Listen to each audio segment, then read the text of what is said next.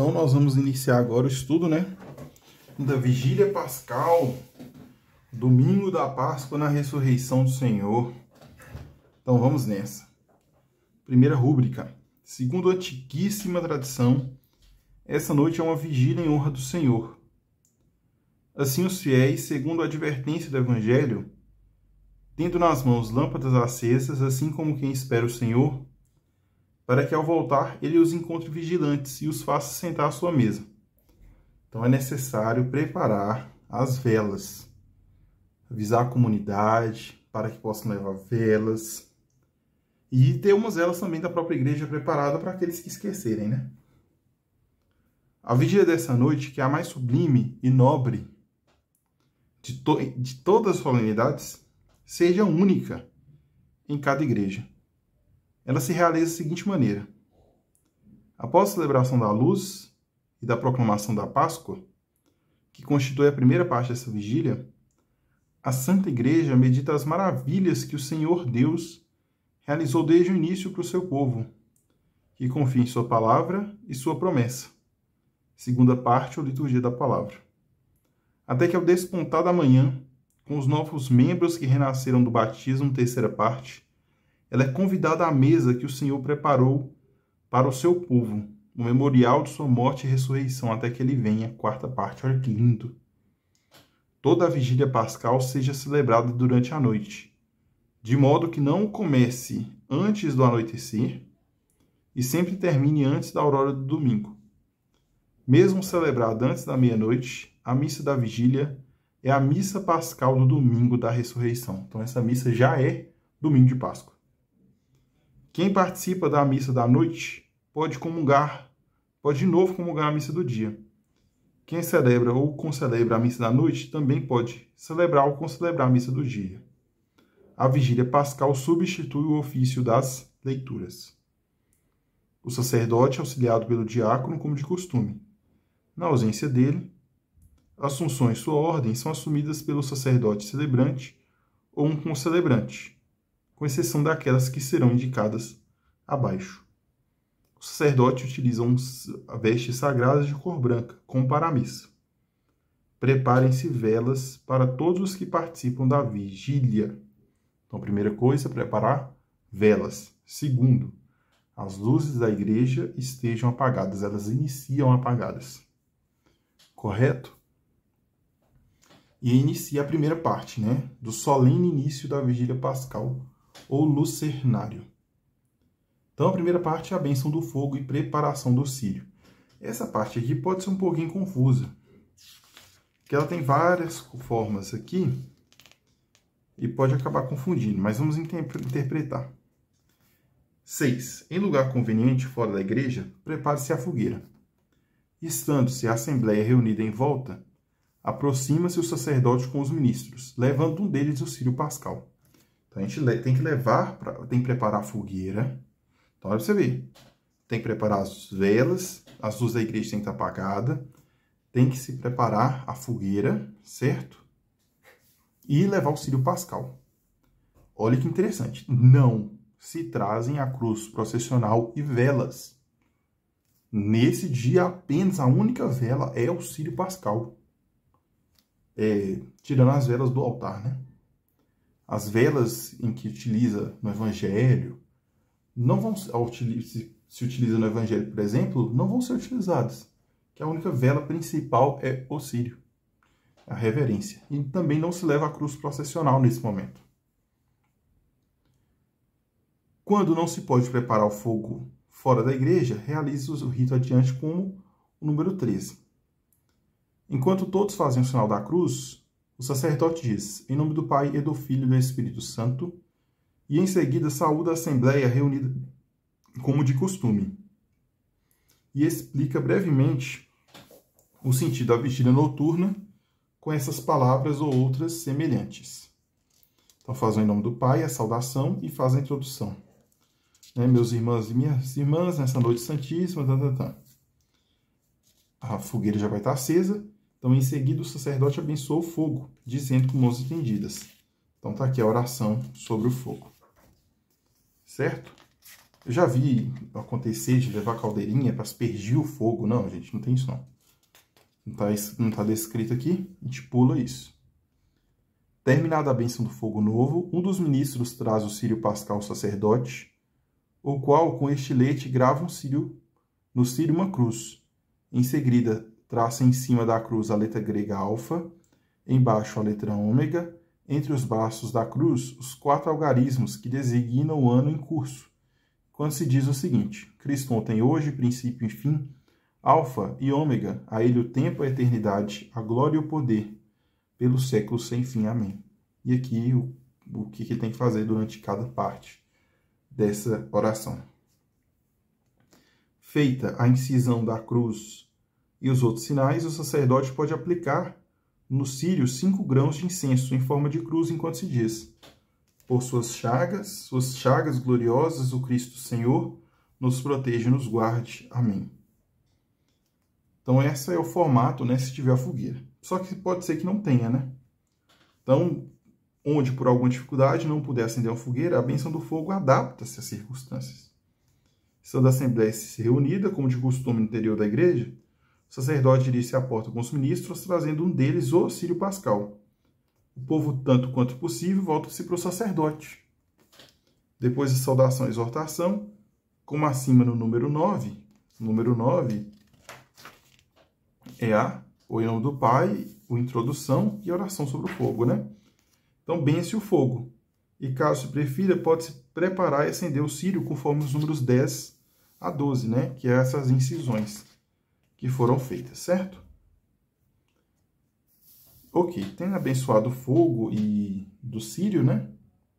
E feita a sua preparação, o sacerdote, independente se tiver fogueira ou não, o sacerdote acende o círio pascal com fogo novo, dizendo: a luz do Cristo, que ressuscita resplandecente, dissipe as trevas de nosso coração e nossa mente. Então, preparou o fogo, se preparou o círio, e aí acende o círio com essa oração. Com respeito aos elementos que o precedem, as conferências episcopais podem também estabelecer outras formas, mais adaptadas às índoles dos povos. Beleza? Então, o círio aceso, a gente inicia a procissão. Estando o círio aceso, um dos ministros pega carvão ardente do fogo. Olha que interessante. Então, o carvão a gente tem que pegar de lá, da fogueira. Certo? Se for utilizada a fogueira. É uma forma interessante, né? Pode não ser. Pode ser um pouco mais simbólico, mas é interessante. E o põe no turíbulo. O sacerdote, como de costume, coloca o incenso. O diácono, ou na falta dele, outra pessoa idônea, recebe do ministro o círio pascal e organiza-se a procissão. Então, a procissão, nesse caso, não tem cruz processional, não tem velas. Então, a procissão é só o turíbulo e o círio pascal. O turiferário com o turíbulo aceso vai à frente do diácono ou da outra pessoa que leva o círio pascal. Seguem-se o sacerdote com os ministros e o povo, todos com velas ainda não acesas na mão. À porta da igreja, o diácono para e, erguendo o círio, canta: eis a luz de Cristo, e todos respondem: demos graças a Deus. E o sacerdote acende a sua vela no círio pascal. Em seguida, o diácono prossegue até o meio da igreja e, erguendo o círio, canta de novo: eis a luz de Cristo, e todos respondem: demos graças a Deus. E aí, na segunda vez que cantar, todos acendem suas velas no fogo do círio pascal e prosseguem. O diácono, ao chegar diante do altar, volta-se para o povo e, erguendo o círio, canta pela terceira vez: eis a luz de Cristo, e todos respondem: demos graças a Deus.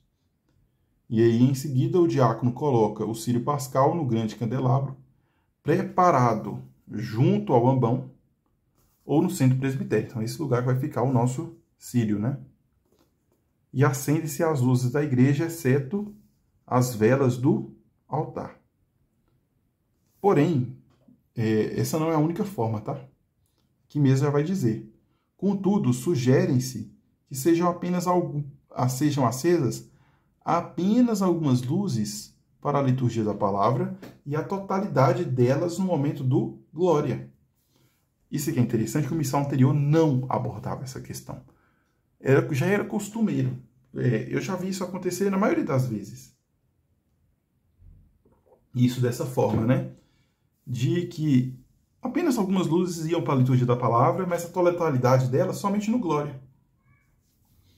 E aí, isso agora veio reforçado aqui no missal. Isso aqui é interessante, para a gente poder fazer essa celebração da melhor forma possível, agora totalmente conforme, né, o que está descrito no missal. E aí, é importante perceber que as velas do altar continuam apagadas, tá? Nesse momento. As velas do altar estão apagadas nesse momento, inicial ainda, tá bom? A única vela acesa no presbitério são as velas gloriosas da procissão e o círio pascal. Não vai se utilizar nesse momento aqui ainda as velas do altar. Proclamação da Páscoa, né? Então, chegado ao altar, o sacerdote vai à sua cadeira, entrega sua vela ao ministro, impõe o incenso e o abençoa, como antes do evangelho. O diácono aproxima o sacerdote dizendo: dai-me a sua bênção. Pede e recebe a bênção do sacerdote, que diz em voz baixa. Então, a oração dele, e o diácono responde amém. Omite-se essa bênção se a proclamação da Páscoa não for feita por um diácono, por exemplo, for feita por um leitor. O diácono, tendo censado o livro e o círio, proclama a Páscoa do ambão ou do púlpito, estando todos de pé e com as velas acesas na mão. Na ausência do diácono, a proclamação da Páscoa pode ser feita pelo próprio sacerdote ou presbítero concelebrante. Se por alguma necessidade um cantor leigo proclama a Páscoa, ele omite as palavras: e vós que estáis aqui, até o fim do convite, como também a saudação: o Senhor esteja convosco. A proclamação da Páscoa pode ser cantada na forma mais breve ou em outra versão aprovada pela Conferência Nacional dos Bispos, podendo-se acrescentar aclamações à Assembleia. Então é possível acrescentar, né? Por exemplo, ó noite de alegria verdadeira, e fez de novo o céu e a terra inteira. Então é possível acrescentar, né, outras saudações. Então, aqui está descrito. Então não é antilitúrgico. Está aqui descrito mesmo. Então aqui, a proclamação da Páscoa na forma longa, certo? Exulte, né? E aqui a parte que falou que se for leigo, para pular, que é essa parte aqui entre parênteses, certo? Então a gente faz aqui o exulte, o alegre-se, que é a mãe igreja, e vem direito por corações ao alto. Se for um cantor leigo, né? Se for um sacerdote ou um diácono, faz tudo, né?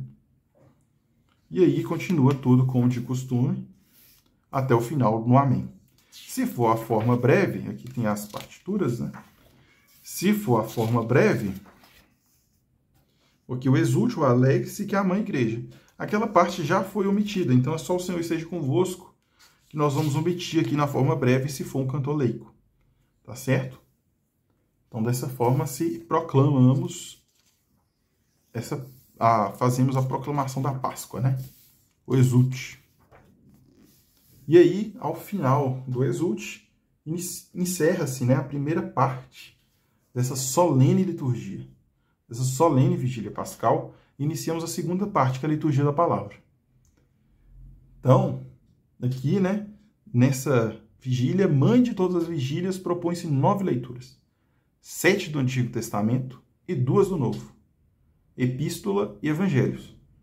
Todas elas devem ser proclamadas onde for possível, para salvaguardar a índole da liturgia, que exige uma duração proclamada. Então, o normal é que se reze todas as leituras.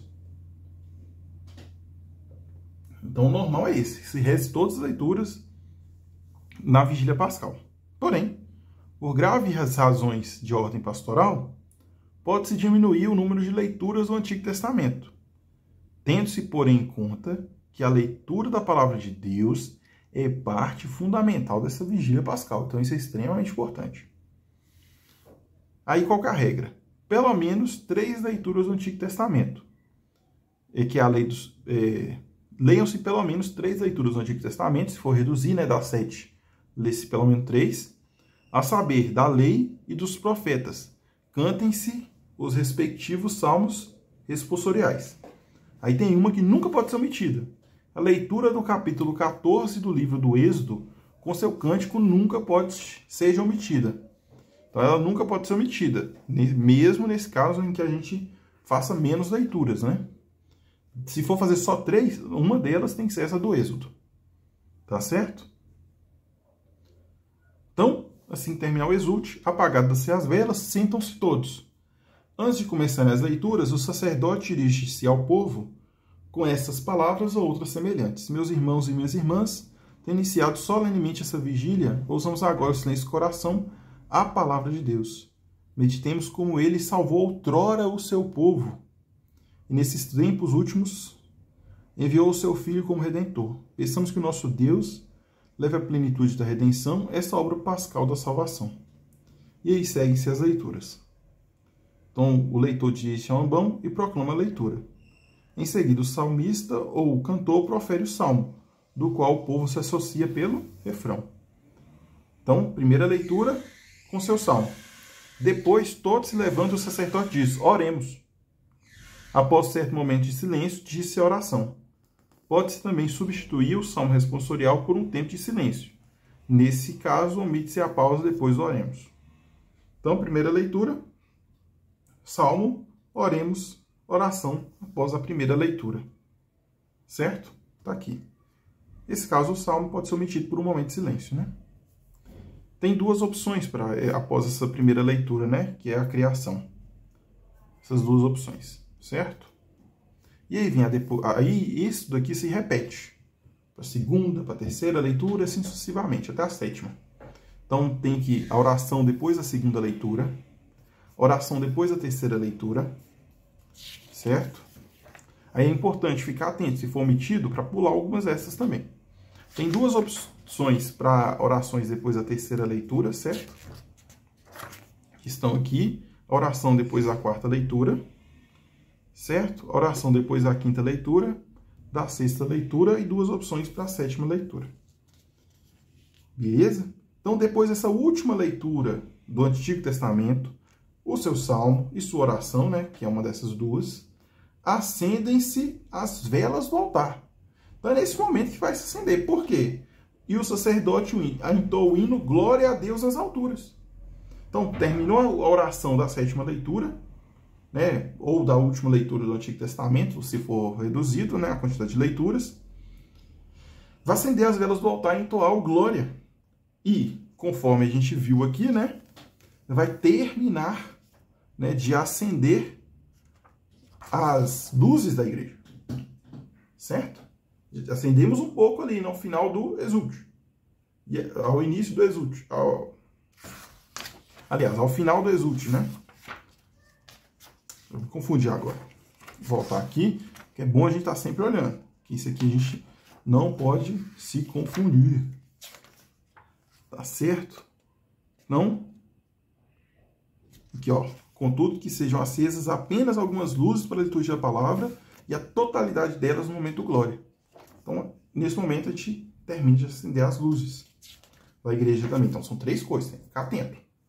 Acender as velas do altar, entoar o glória e acender as luzes da igreja. Só que continua. Que todos cantam enquanto se tocam os sinos, conforme o costume do lugar. Então, são muitas coisas simultâneas. Então tem que ter, por isso que frisa-se que tenha uma equipe de leigos, né, que possa ajudar. Que é muita coisa ao mesmo tempo, simultânea. Mas é muito belo, né? Olha a beleza dessa celebração litúrgica. Terminado o hino de glória, o sacerdote diz a coleta como de costume, que está aqui. Terminada a oração da coleta, nós vamos para a leitura do Novo Testamento. O leitor proclama a leitura do apóstolo. Terminada a epístola, todos se levantam e o sacerdote entoa 3 vezes solenemente o aleluia, elevando gradativamente a voz e todos repetem. Então aqui tem duas opções. Aleluia, todos repetem. Aleluia, elevando um pouco a voz, todos repetem. Aleluia, elevando um pouco a voz, todos repetem. Outro fazer 3 vezes, repetem. 3 vezes, repetem. 3 vezes, repetem. Perfeito. Que é um momento, é esse momento aleluiático, a gente está chegando ao evangelho, né? Então é por isso a importância. Em seguida, o salmista ou cantor profere o Salmo 117, o qual o povo responde com aleluia. É interessante que esse Salmo 117 ele é aleluiático. O seu refrão é aleluia. Então, esse Salmo 117 torna-se o canto antes da proclamação do Evangelho. Olha que lindo, que beleza. E aí, durante isso, o sacerdote, como de costume, põe o incenso e abençoa o diácono. Isso aqui é extremamente importante, que é comum de haver erros. Ao evangelho não se levam velas, mas só o incenso. Então, a tradição, né? A gente sabe que se a gente pega aqui a liturgia da palavra, aqui no missal, né? A gente vem aqui, ó, na proclamação do evangelho. Cadê aqui? Se a gente vem aqui na tradição, né? A gente vem aqui, ó. O sacerdote ou diácono dirige seu ambão, acompanhado, se for oportuno, pelos ministros com incenso e velas. Isso na proclamação do evangelho. Só que nós estamos vendo aqui na Vigília Pascal, isso é diferente. Isso é diferente. Ao evangelho não se levam velas, mas só o incenso. Então, nessa missa é diferente. Após o evangelho, faça a homilia, que, embora breve, não deve ser omitida. Perfeito? E com isso, com a homilia, encerra-se a segunda parte dessa solene liturgia. E nós vamos para a terceira parte, que é a liturgia batismal. Após a homilia, procede-se a liturgia batismal. O sacerdote e os ministros dirigem-se ao batistério, porém, se este pode ser visto pelos fiéis. Caso contrário, coloque-se o recipiente com água no próprio presbitério. E aí nós vamos falar questões, né? Se tem batismo, se não vai ter batismo, se de fato vai haver bênção da água batismal, que existe uma terceira possibilidade apenas de bênção da água, tá? Mas nós vamos ver essa possibilidade de ter no batismo ou bênção da água batismal, que é a primeira forma, que é a forma mais tradicional. Certo? Então, coloque seu recipiente com água no presbitério. De qualquer forma, precisa de um recipiente com água, né? Se houver batismo, chamam-se os catecúmenos, nos quais serão apresentados pelos padrinhos à igreja reunida. Se houver crianças, serão apresentados pelos pais e padrinhos. Perfeito. Então, se houver procissão para o batistério ou para a fonte da água batismal, seja imediatamente organizada. Vai à frente o ministro com o círio pascal, segue os batizandos, com os padrinhos, ministros, o diácono e o sacerdote. Durante a procissão, canta-se a ladainha. Terminada a ladainha, o sacerdote faz a exortação. Se, porém, a liturgia batismal se realiza no presbitério, o sacerdote faz logo a exortação introdutória com essas palavras ou semelhantes. Então, tem aqui o caso que vai para o batistério, certo? Segue essa forma, está aqui bem descrita, acho que não precisa nem desenvolver mais, certo? Mas essa aqui que é mais tradicional, que a gente acaba utilizando mais, né? Que é se houver batismo, tá aqui, e se não houver batismo, mas só a fonte, bênção da fonte batismal. Então, aqui as duas possibilidades, se tem batismo, se não tem batismo. Certo? 2 cantores entoam a ladainha, a qual todos respondem de pé. Olha, isso aqui é importante. Todos respondem de pé por ser tempo pascal. Então, a ladainha é de pé. Essa ladainha não é ajoelhada, como outros casos, né? Mas, se for necessário fazer uma procissão mais longa até o batistério, cante-se a ladainha durante a procissão, tendo-se chamado antes os que vão receber o batismo. A procissão é precedida pelo círio pascal, seguido pelos catecúmenos com os padrinhos, depois pelos ministros, o diácono e o sacerdote. Nesse caso, a exortação é feita antes da bênção da água. Se não houver batismo nem bênção da fonte batismal, omite-se a ladainha e precede-se logo a bênção da água. Tá, beleza.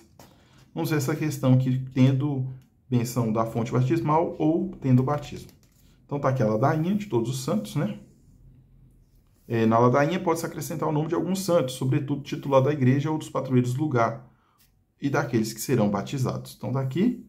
Se não houver batismo, tá aqui a oração que tem que ser, uma parte tem que ser feita na ladainha.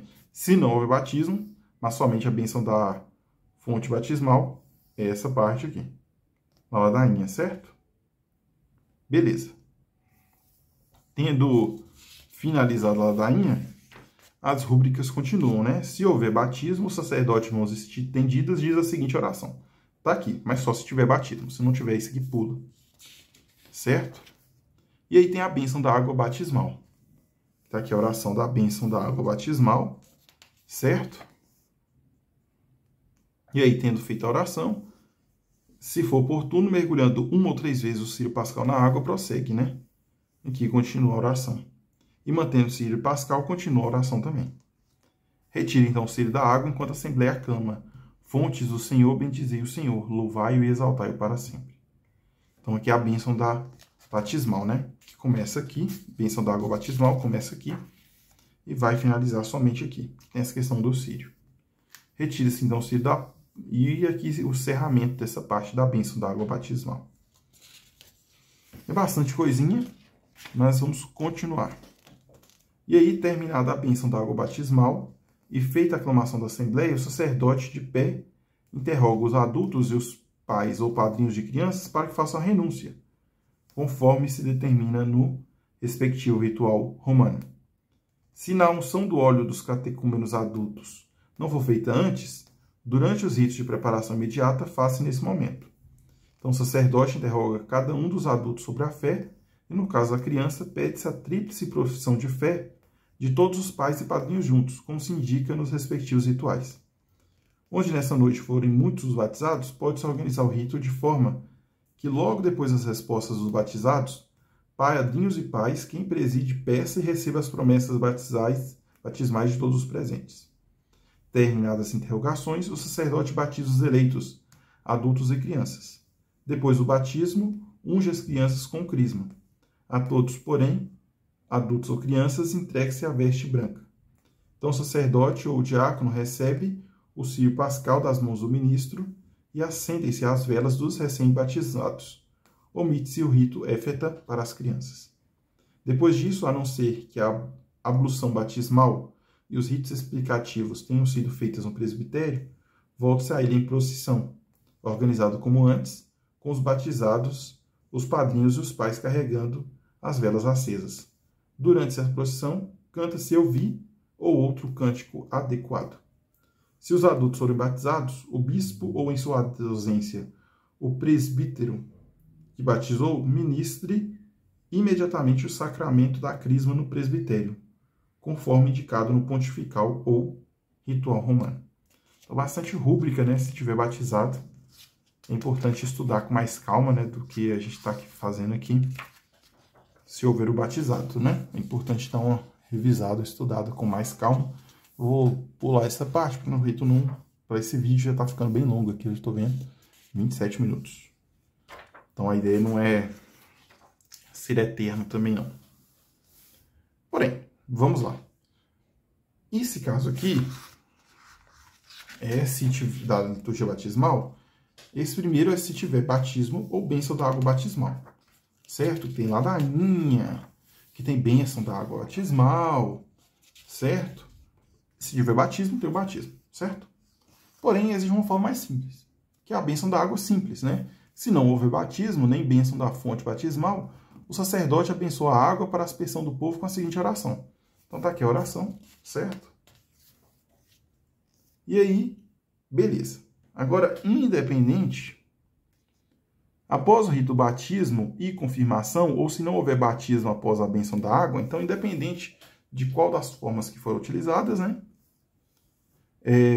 Todos de pé e com velas acesas na mão, renovam as promessas do batismo, juntos com que vão ser batizados, a não ser que isso tenha sido feito anteriormente. O sacerdote dirige aos fiéis com as seguintes palavras. Então, está aqui a renúncia, né? E tem aqui duas opções para a renúncia. A parte do creio, né? E aqui a finalização. Terminado isso, o sacerdote asperge o povo com água benta, enquanto todos cantam. Né? Aqui a opção, né, do eu vi foi água manar, né? Pode-se toar também outro canto referente ao batismo. Enquanto isso, os recém-batizados são conduzidos ao seu lugar entre os fiéis. Se a bênção da água do batismo não foi feita no batistério, o diácono e os outros ministros transportam com reverência a fonte batismal. Se não houve a bênção da fonte batismal, a água benta é colocada em lugar conveniente. Terminada a aspersão, o sacerdote volta à cadeira, de onde, omitido o creio, preside a oração dos fiéis, da qual os recém-batizados participam da primeira vez. Não tem crédito, porque a gente já fez, né? Certo? A gente já fez o creio antes. Então, por isso, já vai direto para as preces. Então, essa parte aqui da liturgia batismal é a mais confusa. Por que ela tem muitas possibilidades? Porque tem essas três, né? Ter batismo, ter a bênção da fonte batismal e ter a bênção da água simples. Certo? Então, tem essas três formas, né? Correto? Que aí é importante estar atento e preparado para tudo isso. Para todo esse momento é importante preparar. E, por fim, inicia a liturgia eucarística, né? Após esse momento, a liturgia batismal. Então, o sacerdote vai ao altar e começa, como de costume, a liturgia eucarística. Convém que o pão e o vinho sejam trazidos pelos recém-batizados ou, se são crianças pequenas, por seus pais e padrinhos. Beleza, aí vem a oração sobre as oferendas, qual o prefácio tem que ser utilizado, que é o prefácio da Páscoa 1, o prefácio do Mistério Pascal, certo? Que está aqui até a página. Na oração eucarística, lembram-se os batizados e seus padrinhos, usando as fórmulas que se encontram no missal e no ritual romano para cada oração eucarística. Agora que interessante. Antes do eis o Cordeiro de Deus, o sacerdote pode, com breves palavras, lembrar aos recém-batizados que eles vão poder receber pela primeira vez a Sagrada Comunhão. E, logicamente, se tiver a idade, né, gente? E como é precioso tão grande mistério que é o ponto culminante da iniciação e o centro de toda a vida cristã. Muito bacana. Convém que os recém-batizados recebam a Sagrada Comunhão sob 2 espécies, junto com seus padrinhos e madrinhas, parentes e esposos católicos, como também catequistas leigos. Convém também, igualmente, que com o consentimento do bispo diocesano, onde as circunstâncias o recomendam, todos os fiéis sejam admitidos à comunhão sobre 2 espécies. Isso aqui é bem interessante. E aqui nós temos a antífona de comunhão e a oração depois da comunhão, com a respectiva bênção solene também desse dia tão solene que é a Vigília Pascal. E por fim, pode-se também utilizar das fórmulas de bênçãos finais do rito do batismo de adultos ou de crianças, conforme o caso, se tiver tido batizado, né? Para despedir o povo, o diácono, na sua ausência, o próprio sacerdote, canta ou diz, né? Ide em paz, o Senhor se acompanhe. Aí nós temos acréscimo, né? Aleluia, aleluia. E o povo responde, graças a Deus, aleluia, aleluia. E assim se faz durante toda a 8ª da Páscoa, até o 2º domingo da Páscoa. Importante, o círio pascal se acende em todas as celebrações litúrgicas solenes desse ano. Perfeito? E assim nós encerramos o estudo da Vigília Pascal. Próximo vídeo, estudo do tempo da Páscoa. Depois mais um vídeo sobre o tempo comum e a gente começa a estudar o ordinário da missa. Obrigado, gente. Forte abraço.